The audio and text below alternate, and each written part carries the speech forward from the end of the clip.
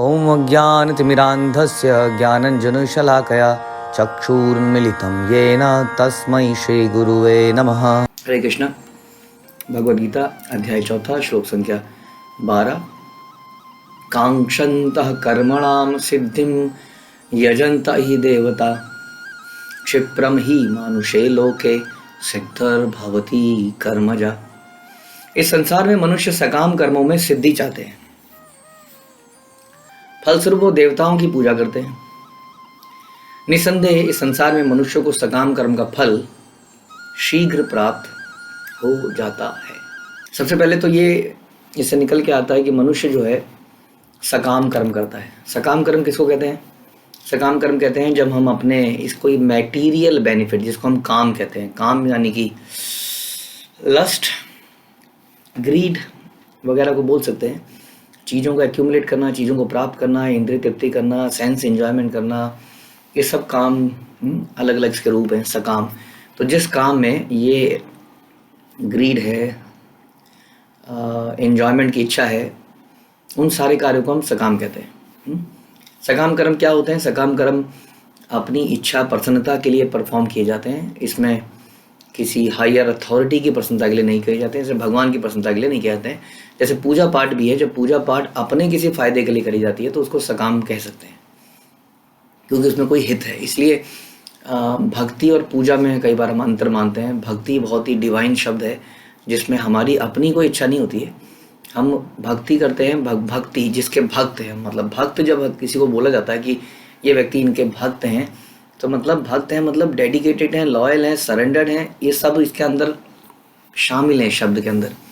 यानी कि उसमें कोई पर्सनल डिज़ायर नहीं है उनको सर्व करने की, क्योंकि वो भक्त है। यानी कि नेचुरल लव एंड अफेक्शन उस व्यक्ति के प्रति है। उस व्यक्ति से कोई आकांक्षाएं नहीं है कि वो मेरी ऐसी डिमांड को पूरी करेगा, इच्छाओं को पूरी करेगा, तो इसलिए वो सकाम नहीं मानी जाती है।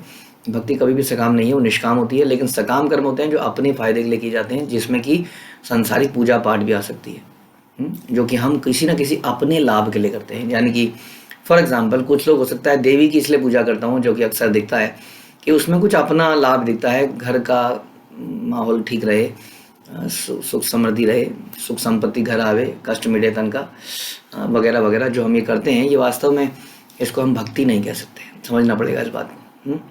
तो इसलिए यहाँ पे बता रहे हैं कि इसको कहते हैं सकाम कर्म। इस तरह के रीति रिवाज, इस तरह के रिचुअल्स एंड कर्म कांड, ये सब समकाम कर्म कहलाते हैं। तो सकाम कर्मों में मनुष्य सिद्धि प्राप्त करना चाहता है, हाँ, क्योंकि यही सारे संसार के लोग कर भी रहे हैं। वो चाहते हैं कि जो भी ये जो इंद्रिय तृप्ति या एंजॉयमेंट या मेंटेनेंस ऑफ द परिवार इत्यादि, इससे रिलेटेड जो भी कार्य कर रहे हैं वो परफेक्शन से हो जाएं। इसके लिए आदमी बहुत मेहनत कर रहा है, इंडस्ट्री खोलता जा रहा है, नई नई टेक्नोलॉजिकल डेवलपमेंट कर रहा है, काफ़ी कुछ कर रहा है ताकि इन चीज़ों में सिद्धि प्राप्त हो जाए। आप देखते हैं कि हर दूसरे दिन कोई नया मोबाइल आ जाता है, उसके मेगापिक्सल है ना बढ़ जाते हैं, नए नए कंप्यूटर आ जाते हैं, उनकी माइक्रोचिप जो है बढ़ जाती है, बढ़िया हो जाती है, और कुछ ना कुछ रोज़ होता रहता है। तो आदमी सकाम कर्मों में सिद्धि चाहता है। अब होता क्या है, कई बार बहुत प्रयास करने के बाद भी सकाम कर्मों में सिद्धि मिल नहीं पाती है, क्योंकि कोई ना कोई रोड़ा अटक जाता है बीच में अचानक से, जिसके ऊपर हमारा कोई बस नहीं होता है ना। ऐसा होता है कि नहीं? हमारा कोई कॉम्पिटिटर है, हमने कोई आइटम बनाया, प्रोडक्ट बनाया, और उसी वक्त किसी कॉम्पिटिटर ने भी लॉन्च कर दिया, आपकी सारी इतनी दिनों की रिसर्च एंड डेवलपमेंट बेकार हो गई। कुछ ना कुछ ऐसी घटनाएं हो जाती हैं जिसके लिए आप प्लान भी नहीं कर पाते हो। तो ऐसी स्थिति में, क्योंकि वो सिद्धि तो फिर भी प्राप्त करना चाहता है, तो सीधी उंगली से घी नहीं निकलता है, तो वो उंगली को टेढ़ी कर देता है, कई बार गलत तरीके अपना लेता है, और कई बार वो किसी देवी देवता की पूजा अनुष्ठान करता है। आप देखेंगे कि कोई व्यक्ति बिल्कुल भी धार्मिक नहीं है, लेकिन जब उसका भूमि पूजन होगा, गृह प्रवेश होगा, बिजनेस की ओपनिंग होगी, तो वो ज़रूर कुछ पंडितों को बुलाएगा, कुछ हवन कराएगा, कुछ कराएगा। अदरवाइज उसके जीवन में भक्ति का कोई स्थान नहीं है, केवल इन मौक़ों पर, ताकि जो भी अशुभ है वो जीवन से चला जाए, शुभ हो जाए। तो यही भगवान यहाँ बता रहे हैं। इस संसार में मनुष्य सकाम कर्मों में सिद्धि चाहते हैं, परफेक्शन चाहते हैं, कोई रुकावट नहीं चाहते हैं, इसलिए वो देवताओं की पूजा करते हैं। निस्संदेह इस संसार में मनुष्य को सकाम कर्म का फल शीघ्र प्राप्त भी हो जाता है, शीघ्र प्राप्त हो जाता है, क्योंकि ये देवता आसानी से प्रसन्न भी हो जाते हैं, हाँ, और बड़ी आसानी से आदमी को कुछ हासिल हो जाता है और वो बड़ा प्रसन्न हो जाता है कि उसको ये मिल गया। सकाम कर्मों का फल, और इस तरह से हम पहले भी डिस्कस करते आए, वो ठगा जाता है, वो चीट हो जाता है प्रकृति के द्वारा। उसको सोचता है ये मुझे प्राप्त हो गया, और वो उसके बदले में बहुत बहुमूल्य वस्तु प्राप्त कर सकता था, जो कि सबसे बहुमूल्य वस्तु क्या है? देखिए, हाँ, इंसान इतना मूर्ख हो गया है कि उसको यही नहीं पता कि उसकी खुद के लिए क्या अच्छा है। जैसे हमारे लिए सबसे अच्छा ये है कि हम इस संसार में पैदा ना हो, क्योंकि ये संसार इम्परफेक्ट है। यहाँ पर हर जगह इम्परफेक्शन आपको मिलेगी, बनाया इस तरह से गया है, जानबूझ के इस तरह से बनाया गया है। हाँ, इसलिए यहाँ पर कोई ना कोई समस्या हमेशा रहेगी। इसलिए इस संसार में इसकी समस्याओं को सुलझाने के लिए प्रयास करना एक मूर्खता है। इसलिए हम जब भी किसी कुछ इच्छाओं के लिए, कुछ असुविधाओं को दूर करने के लिए यदि किसी देवी देवता के पास जाते हैं, पूजा पाठ करते हैं, तो अपनी सारी उस मेहनत को देखिए। हिरण्यकशिपु ने कितनी कड़ी तपस्या करी थी, आप जानते हैं। हिरण्यकशिपु पैर पे खड़ा होता होता अपने अंगूठे पे खड़ा हो गया। दोनों अंगूठे के नाखून पे खड़ा होकर उसने तपस्या करी, हाथ ऊपर करके, और उसके शरीर को दीमक ने चाटना शुरू कर दिया। कि जब वो सालों तक वैसे ही खड़ा रहा, तो दीमक उसके शरीर को चाट गई। ऐसे कहते हैं एंट हिल, वहाँ पे हिल बन गए, मतलब वो जो घर बन जाते हैं, पूरा शरीर उसको कवर कर दिया। अब कैसे हमारे मुंह पे एक मच्छर भी बैठता है तो हमें एकदम से हाथ ऐसे जाता है, सोचो कैसे उसको काटा गया होगा। इतनी कठोर तपस्या। और उसके बदले में उसने कुछ मांगा, इसी संसार को परफेक्ट बनाने के लिए मांगा। उसने कहा कि संसार में सबसे बड़ी मुसीबत है कि मर जाते हैं हम लोग, तो मुझे ऐसा वरदान दीजिए कि मैं मरूँ ना, ऐसे ना मरूँ, वैसे ना मरूँ। और फिर भी वो मारा गया। तो कितनी बड़ी मेहनत बेकार हो गई। इतनी तपस्या की जरूरत नहीं है भक्ति में, तो भक्ति तो इससे बहुत सरल है। इतनी तपस्या की तो आवश्यकता ही नहीं है। हाँ, हृदय को सरल बनाने की आवश्यकता बहुत है, जो कि हमारे लिए बड़ा मुश्किल बन जाता है। झुकने की आवश्यकता है, जो कि बड़ा मुश्किल है। क्या झुकना अंगूठे में खड़े होने से भी भारी बन जाता है? हाँ, बन ही जाता है। तभी तो लोग अंगूठे में खड़े होने को तैयार है, लेकिन झुकने को तैयार नहीं है। तो हिरण्यकशिपु ने इतना अमरता के लिए क्या क्या नहीं कर लिया, आप सोचिए। वो अगर भगवान के चरणों में गिर जाता तो अमर हो जाता। कितना आसान था अमर होने का उसके लिए। और उसका बेटा इतना बड़ा भक्त था। बेटा कह रहा था पिताजी आओ साथ में चलेंगे क्लास में, लेकिन पिताजी ने कहा तू जा क्लास में, मैं किसी के अंडर नहीं रह सकता, मैं नहीं सुनता किसी की। I am a self made person, I am a self made man. कई लोग ऐसे बोलते हैं ना। हाँ, तो झुकना हिरण्यकशिपु के लिए इतना मुश्किल हो गया, लेकिन इतनी कड़ी तपस्या कर दी, लेकिन उसके बाद में हल क्या निकला। उसी तरह से हम सुनते हैं वत्रासुर, या उसको हम कई बार भस्मासुर भी कहते हैं। उसने इतनी कड़ी तपस्या करी, अपने अपने गला काट काट के शिव जी को अर्पित करता गया। तो मतलब करने के लिए उस उठा के मैं गला ही काट दूंगा। तब शिव जी ने उसको आके वरदान दिया। उसने भी क्या वरदान माना देखिए, इतनी मेहनत के बाद, कि मैं जिसके सर पे हाथ रखूं वो भस्म हो जाए। कितनी मेहनत करने के बाद उसने ये मांगा। रावण का हम देखते हैं, रावण ने अपने 9 सर काट दिए, 10वां सर काटने वाला था, उसने भी प्रसन्न कर लिया। उसने भी क्या मांगा, किसी मनुष्य से ना मरूं, क्योंकि उसको लगा मनुष्य तो चींटी है, चींटी से कोई क्या मरेगा। और मनुष्य से ही, मनुष्य के रूप में ही भगवान आए थे, तो उसी रूप में मारा। तो कहने का मतलब है, जब इस संसार में हम परफेक्शन ढूंढने का प्रयास करते हैं तो ज़्यादा दिन चलेगा नहीं। अल्टीमेटली कुछ ना कुछ ऐसा होगा कि फिर से, क्योंकि it's a design of the creator.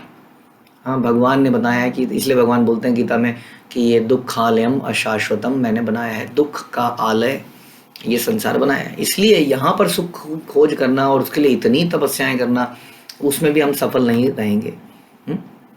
तो उसको फल मिल जाता है, क्योंकि दुर्गा देवी का काम यही है।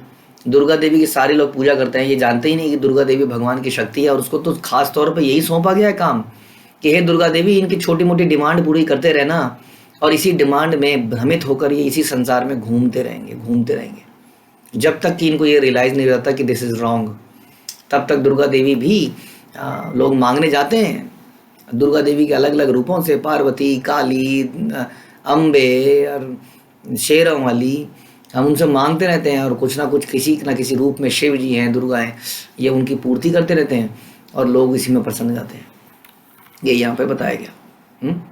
इस जगत के देवताओं के विषय में भ्रांत धारणा है, और विद्वता का दंभ करने वाले अल्पज्ञ मनुष्य इन देवताओं को परमेश्वर के विभिन्न रूप मान लेते हैं। क्या मान लेते हैं कि यही परमेश्वर के विभिन्न रूप हैं? ऐसा नहीं है, ये परमेश्वर के विभिन्न रूप नहीं है, ये शक्ति प्रदत्त जीवात्माएं हैं। वस्तुतः देवता ईश्वर के विभिन्न रूप नहीं होते, किंतु वे ईश्वर के विभिन्न अंश होते हैं। ईश्वर तो एक ही है, किंतु अंश अनेक है। जैसे वेद कहते हैं नित्यो नित्यानाम, इसका मतलब ईश्वर एक है, ईश्वर परम कृष्ण है। कृष्ण एकमात्र परमेश्वर और सभी देवताओं को इस भौतिक जगत का प्रबंध करने की शक्तियां प्रदान है। ये देवता भी वास्तव में क्या है? जीवात्माएं हैं, जैसे हम हैं, लेकिन इन्हें विशेष शक्तियां प्राप्त हैं। वे कभी परमेश्वर नारायण, विष्णु या कृष्ण के तुल्य नहीं हो सकते। जो व्यक्ति ईश्वर तथा देवताओं को एक स्तर पर सोचता है वह नास्तिक कहलाता है। और वो सोचता है कि वो, खासतौर पे आजकल तो हमने यही देखा है, सारे भगवान सारे देवता एक ही लाइन पर एक ही तरीके से। तो यहाँ तो शास्त्र बता रहा है कि वो तो वास्तव में नास्तिक है, क्योंकि वो सही रूप में पहचानता ही नहीं है कि ईश्वर कौन है। यहाँ तक कि ब्रह्मा और शिव जी जैसे बड़े बड़े देवता भी परमेश्वर की समता नहीं कर सकते। वास्तव में ब्रह्मा तथा शिव जैसे देवता द्वारा भगवान की पूजा करी जाती है। तो भी आश्चर्य की बात है कि अनेक लोग, मूर्ख लोग, मनुष्यों के नेताओं की भी पूजा करने लगते हैं, उन्हें ही भगवान मान लेते हैं। देवता तो दूर की बात है, यह देवता पद इस संसार के शक्तिशाली मनुष्य या देवता के लिए आया है, लेकिन नारायण, विष्णु या कृष्ण जैसे भगवान इस संसार के नहीं है। वे भौतिक सृष्टि से परे रहने वाले हैं। ये इसी तरह से हो गया जैसे किसी व्यक्ति ने, सरकार ने किसी व्यक्ति को बहुत बड़ा पद दे दिया, और सभी लोग उसके पद के पीछे में, उसी व्यक्ति के पीछे पागल हो गए। क्योंकि माना कि कई जगह से हम देखते हैं कि चपरासी की बड़ी वैल्यू हो जाती है, क्योंकि साहब से मिलना है तो चपरासी से ही सिफारिश करनी पड़ेगी। इसलिए कई बार सिफारिश, कई बार वो चपरासी उस व्यक्ति से ज़्यादा इंपॉर्टेंट होता है। तो इस तरीके से इस संसार में देखा गया। निर्विशेषवादियों के अग्रणी श्रीपाद शंकराचार्य तक मानते हैं कि नारायण या कृष्ण इस भौतिक जगत से परे है, लेकिन फिर भी लोग देवताओं की पूजा करते हैं, क्योंकि उन्हें तत्काल टेम्पररी फल चाहिए होता है। उन्हें फल मिलता भी है, लेकिन वो ये नहीं जानते कि फल थोड़े समय तक रहेगा और बाद में उनके दुख का कारण बनेगा। बुद्धिमान व्यक्ति कृष्ण भावनामृत में स्थिर रहता है, उसे किसी तत्काल लाभ की कोई इच्छा नहीं होती है, वो लॉन्ग टर्म विजन वाला होता है। इसलिए भक्त बहुत समझदार लोग हैं वास्तव में। लोग कहते हैं कि जो कुछ नहीं कर पाता है संसार में वो भक्त बन जाता है। कितना मूर्खता का स्टेटमेंट है। भक्त तो वाकई में विजनरी है, वो आगे के जीवन के बारे में भी सोच के जीता है। देवताओं के वरदान भी जो है भौतिक और क्षणिक होते हैं, या भौतिक संसार तथा इसके निवासी जिसमें देवता तथा उनके पूजक भी सम्मिलित हैं, एक बहुत बड़े विराट सागर में बुलबुलों के समान है देवता भी। किंतु इस संसार में मानव समाज जो है संपत्ति, परिवार, भोग के पीछे पागल बना रहता है, और इसके लिए वो फिर विभिन्न देवताओं की पूजा पाठ करता है। और यदि कभी कोई ये डिमांड हमारी कोई बड़ा आदमी, रईस आदमी, राजनीतिक नेता पूरा कर देता है, तो उस नेता को हम भगवान मानने लगते हैं, उसी के सामने प्रणाम करते हैं, उसी की चापलूसी करने लगते हैं। ऐसे मूर्ख व्यक्ति संसार के कष्टों के स्थायी निवारण के लिए कृष्ण भावनामृत में रुचि नहीं दिखाते। स्थायी निवारण, जैसे मैंने बताया कि हिरण्यकश्यपु अगर अमरता प्राप्त करना चाहता था, तो वो तो भगवान की शरणागति में जाता, भक्ति करता, संसार में पैदा होने, मरने के बाद पैदा नहीं होता, अमर बन जाता। कितना आसान था अमर बनना। लेकिन इसलिए संसार के कष्टों का जो कारण है, उसका जो सोल्यूशन है, वो कृष्ण भावनामृत में है। लोग उधर को नहीं जाना चाहते हैं, कष्टों का सोल्यूशन तो चाहते हैं, लेकिन कृष्ण भावनामृत को अपनाना नहीं चाहते हैं। क्योंकि ये एक दवाई खाने जैसा है, जो प्रारंभ में कड़वा लगता है। वे सभी इंद्रिय भोग के पीछे दीवाने हैं। अब थोड़ी सी देर के लिए भी कैसे छोड़ दें, डॉक्टर थोड़ा सा भी परहेज बता दे तो कैसे कर दें। और थोड़े से इंद्रिय सुख के लिए वो शक्ति प्रदत्त जीवों की पूजा करते हैं, जिसे देवता कहते हैं। शक्ति प्रदत्त, जिनको कृष्ण विष्णु द्वारा शक्ति प्रदान की जाती है, ऐसे जीवों की पूजा करने लगते हैं। यह श्लोक इनको इंगित करता है कि विरले ही ऐसे लोग हैं जो कृष्ण भावनामृत में रुचि रखते हैं। Very rare of the rare people. अधिकांश लोग भौतिक भोग में रुचि रखते हैं, फलस्वरूप वो किसी न किसी शक्तिशाली की पूजा करते हैं। और यही कारण है कि इतने प्रवचन देने के बाद भी निस्वार्थ भाव से, बिना किसी कॉस्ट के, हमारी जो काउंटिंग है देखिए 150, 200, 250 के आसपास अटक जाती है। इतना कुछ। और अभी कोई योग शिविर चला दिया, अगर हम एक मैसेज भेजें अपने व्हाट्सएप ग्रुप में, आइए आइए आज की क्लास एक विशेष प्रकार के प्राणायाम से होगी जो आपकी आयु 5 साल बढ़ा देगा, आप देखना ये 200 से 1000 पे पहुंच जाएगा। तुरंत सब लोग अपने रिश्तेदारों को भेजेंगे, रिश्तेदार अच्छा 5 साल उम्र बढ़ जाएगी, सब लोग फटाफट आ देंगे। तो हमारी जो चेतना है, हम कृष्ण भावनामृत को एक्चुअली में एक्सेप्ट ही नहीं करना चाहते। हम परमानेंट सोल्यूशन चाहते ही नहीं है। हमें संसार में रहते हुए चीप सोल्यूशन की आदत हो गई है। तो इससे बाहर निकलना पड़ेगा, असली प्रॉब्लम की असली सोल्यूशन को ढूंढना पड़ेगा, कृष्ण भावनामृत को अंगीकृत करना पड़ेगा, देवताओं से मिलने वाले क्षणिक लाभ को त्यागना पड़ेगा। श्रील प्रभुपाद की जय, भगवद गीता की जय।